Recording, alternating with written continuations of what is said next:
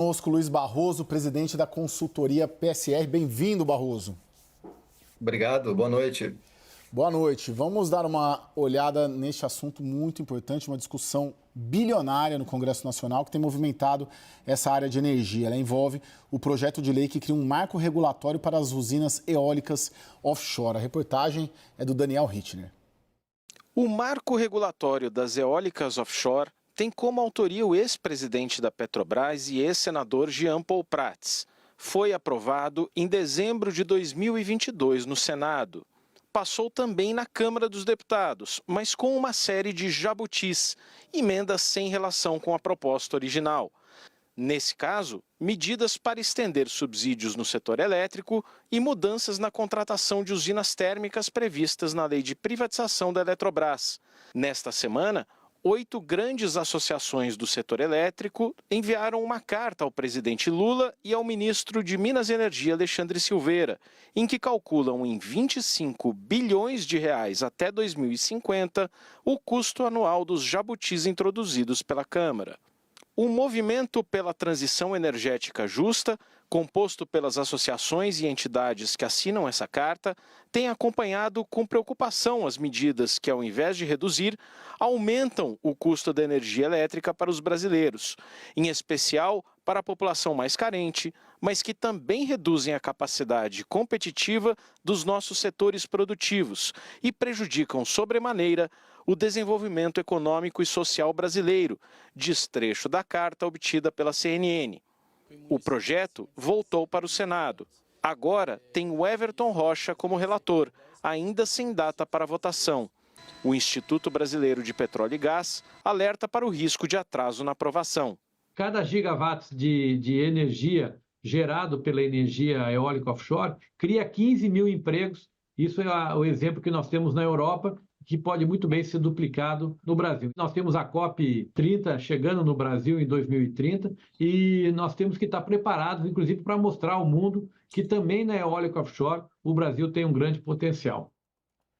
Barroso, você foi um dos poucos especialistas aí a serem chamados pelo presidente Lula em abril para uma reunião no Palácio do Planalto, onde o presidente quis entender o que está errado com o setor elétrico brasileiro. O que você disse a ele? Olha, acho que a primeira coisa que a gente tem que fazer para sair de um buraco é parar de cavar o buraco.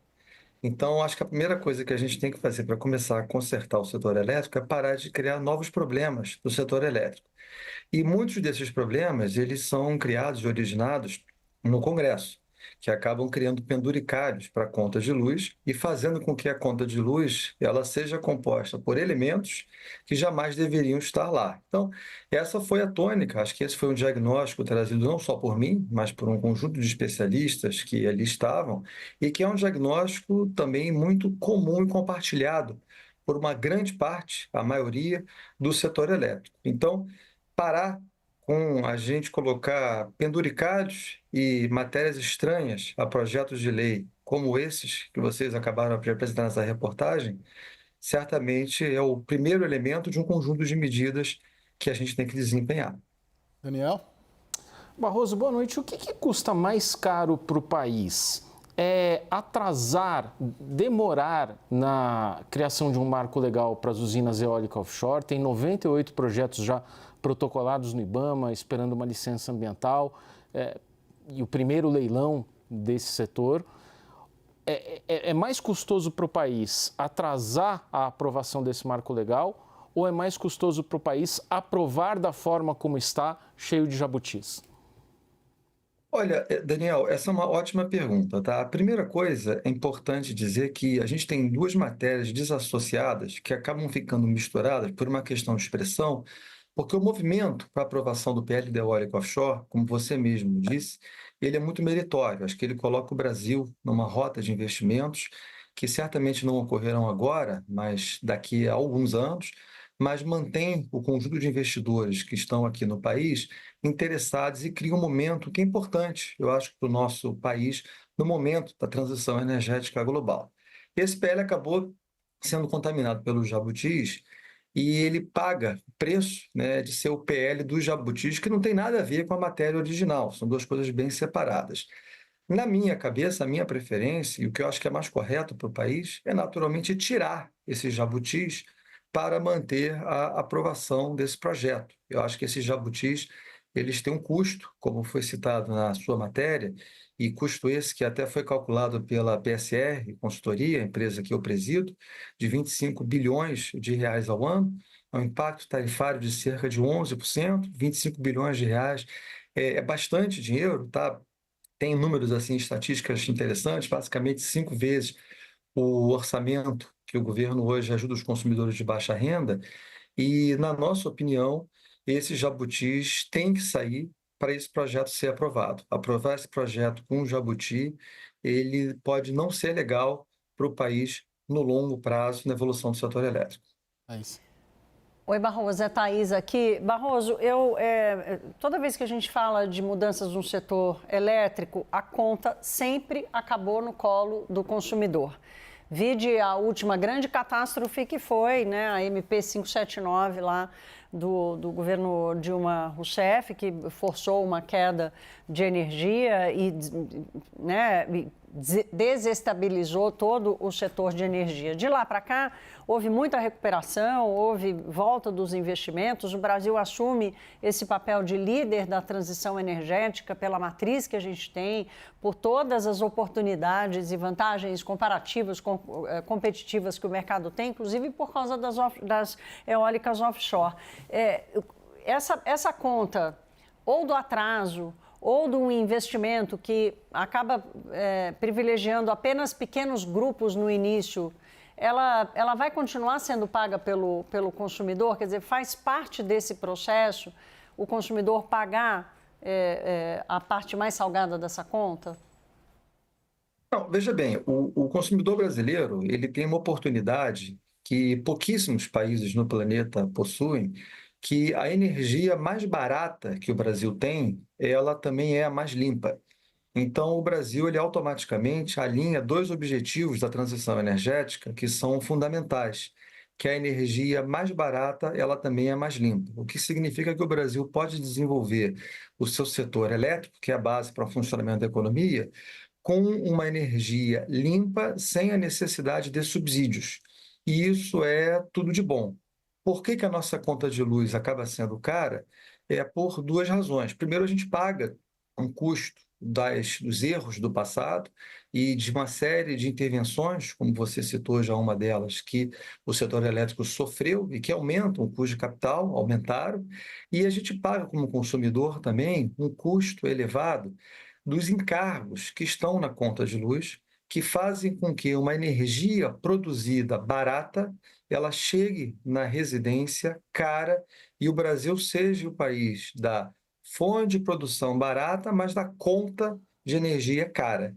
Então, no Brasil, para a gente resolver essa equação, a gente precisa atuar basicamente nesses subsídios, atuar e não ter matérias estranhas aos projetos de lei, ou seja, vou usar um jargão aqui, fazer uma desjabutificação desses projetos. Ótimo esse E termo. com isso, porque a gente aqui na PSR já criou o jabutímetro, né, que fica calculando o tamanho dos jabutis, o custo dos jabutis.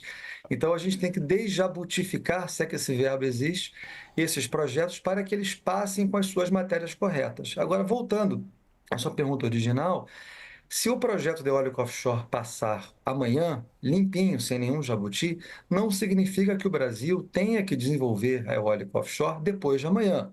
O Brasil ele vai demorar ainda alguns anos para armar o marco regulatório, determinar a competitividade dessa fonte para que ela entre também sem desonerar absolutamente as contas de nós aqui consumidores. Daniel, eu queria entender um pouco a política por trás desses jabutis e dessa área de energia. Qual grupo, qual setor organizado tem mais força dentro do Congresso para fazer esse jogo de estica-puxa dentro desse projeto de lei? O problema não é um grande grupo organizado, Caio. O setor elétrico, talvez, Barroso, pode me confirmar isso, mas dos setores que eu conheço, é um dos setores que tem seus grupos de interesse mais pulverizados na economia.